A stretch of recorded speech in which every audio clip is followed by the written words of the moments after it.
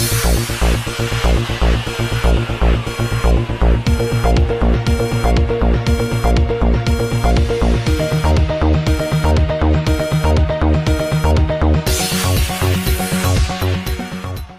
général-major Abdelkader Lakchekem, l'ex-chef de département des transmissions, systèmes et guerre électronique au niveau du ministère de la Défense nationale, a été placé officiellement en détention au niveau de la prison militaire de Blida après avoir été auditionné pendant plus de 5 jours dans le cadre d'un nouveau grand scandale politico-judiciaire, qui a été étouffé entièrement par la cour militaire de Blida. Pour l'heure, ce dossier est géré dans une très grande discrétion. Très peu d'informations filtrent de ce dossier IP compliqué qui concerne l'achat à l'étranger des équipements classés sensibles, pour assurer la sécurité des transmissions militaires. Selon nos sources, plusieurs autres officiers supérieurs, et anciens hauts commis de la direction centrale dirigée par Abdelkader Lakchekem pendant de longues années sous l'ère du défunt ex-chef d'état-major Ahmed Gued Salah, sont également cités dans ce dossier classé secret défense.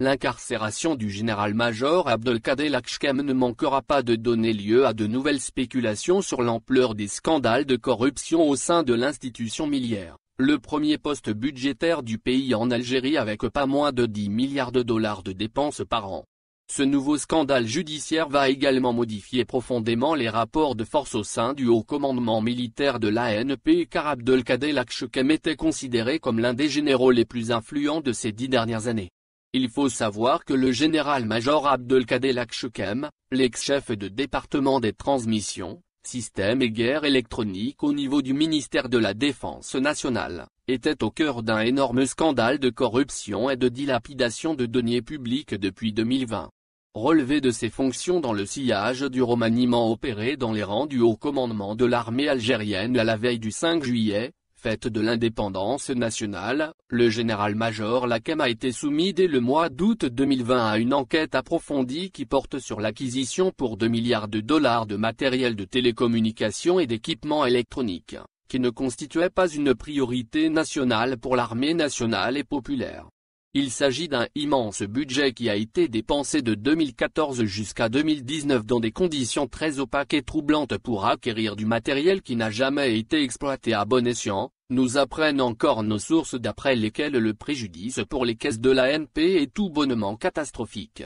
C'est la Direction centrale de la sécurité de l'armée, DCSA, qui est officiellement en charge de cette enquête.